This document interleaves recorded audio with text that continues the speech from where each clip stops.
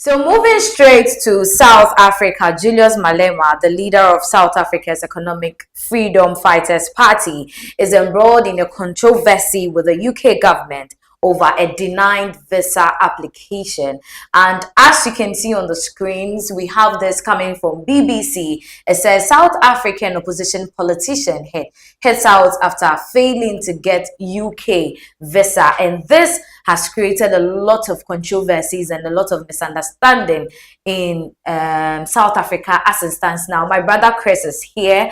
Chris, welcome again. And I'm sure you've been following the story very well. So Julius Malema, as you said, Economic Freedom Fighters Party. He's the founder, he's the leader, and he's a fierce critic of what he sees as Western imperialism. Yes. So the Western world, he feels, he criticized the fact that they want to feel so superior over other countries, most especially the African countries. So that is what he is. And within the week, earlier this week, they've applied for a visa to attend a seminar or a conference in Cambridge University. Yes. So he's been invited to come and speak, and they applied for this visa in the UK High Commission in USA earlier in advance. But prior to their departure or prior to the set date for them to travel, they had this bad news that the whole team they've been denied visa to travel to the UK. So that is what is currently happening with Julius Malema and then the UK officials. Now, what was the reason given based on the information you are gathering that led to the denial of the visa?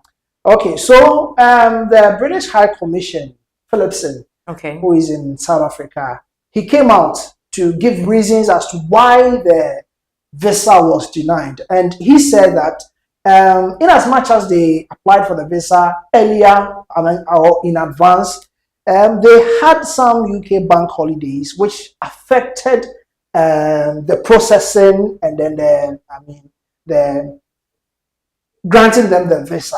So he came out and he came to apologize. And I was going to read what he posted, or the letter that he sent to the EFF party.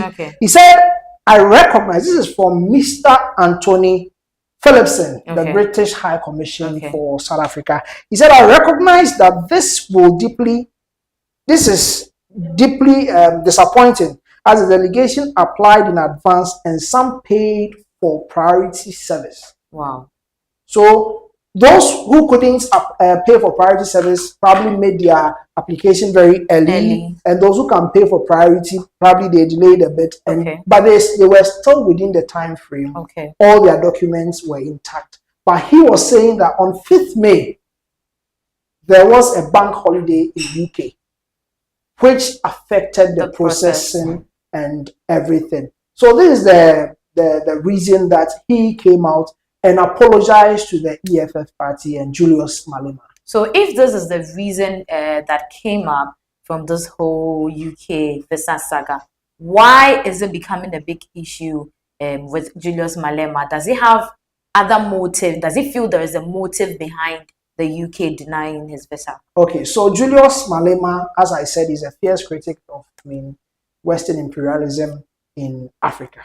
So he feels that, and the conference that he was invited to in the university, it's talking about Freedom Africa. Do you understand? So this is something in his lane.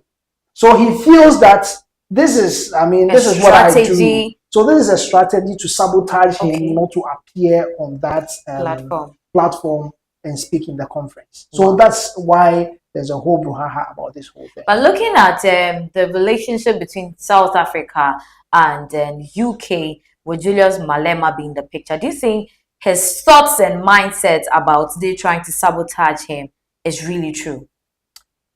Well, it can happen on the other side too. I mean, as Mr. Phillipson came out to give reasons why they were not able to grant them visa to travel to the UK. I mean, he on his own side thinks there is some fishy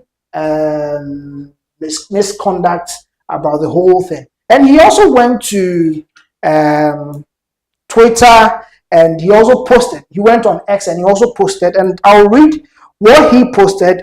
He said on X that they were rest assured that everything will go through. So when they were applying, they were told that everything will go through. Okay. So it's a normal thing. If I come to your office, you tell me that, oh, okay, this is what you want, I'll let you have it. Okay. Only for them to be disappointed at the last minute. Okay. So between the period that they applied the visa, in between that period and the time that they were supposed to receive the visa, to be granted the visa, what happened in between? Okay. That is what Julius Malema thinks that something fishy went on that is inappropriate. Okay. And it's just something to sabotage him not to appear on that platform to speak. So we know Julius Malema to be on the opposition side. What is the incumbent saying about this whole issue, or they've not come out to issue any statement? For now, they've not come out to issue any statement. But we still have some time. Sorry, we still have some time to the conference. The conference is happening on 10th May. Okay. So we still have some time. Today, tomorrow, today is 8th, tomorrow, and the next. We will see, we'll monitor the story and see what will happen. Will they be able to travel and have the conference? So for now, the incumbent, the governments in power, they've not said anything about it now because probably they don't have much to say about this. Is between the EFF party led by Julius Malema and then the UK High Commission in South Africa.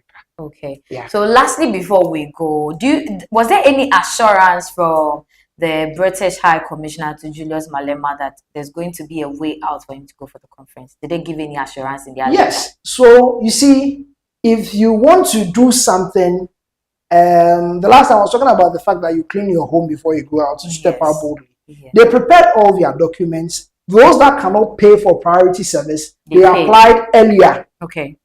And those who can pay, they paid. So if you can pay for priority service, yes, you can relax. You pay, they do it for you at your own convenient time. Okay. But those who couldn't pay, they also waited. Those that were among the delegation, they waited and applied in advance. Okay. So they had a lot of time. So with this, if you want me to bring you 50,000 Ghana cedis so that you do something for me, and I come to you and I give you 50,000 Ghana cedis, yes, you have to assure me that I'll get it. Okay. So if you look at what Julius Malema posted on X, he said that they were rest assured that they will be granted visa for the conference. But unfortunately. But yes, unfortunately, last minute, they were disappointed. Wow. It's so unfortunate that Julius Malema and his team got disappointed with this whole UK visa application. But we are still monitoring the issue, like our brother Chris said. We are hopeful that maybe within the few days left, they could get the opportunity to go to UK for the conference. We'll follow up and then we'll give you more updates on it.